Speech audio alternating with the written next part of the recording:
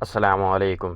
صحیح بخاری کتاب فتنہ کا بیان، باب دجال مدینہ میں داخل نہیں ہوگا۔ حدیث نمبر 7132۔ ترجمہ۔ ابو سعید رضی اللہ تعالیٰ نے بیان کیا کہ ایک دن رسول صلی اللہ علیہ وآلہ وسلم نے ہم سے دجال کے متعلق ایک طویل حدیث بیان کی۔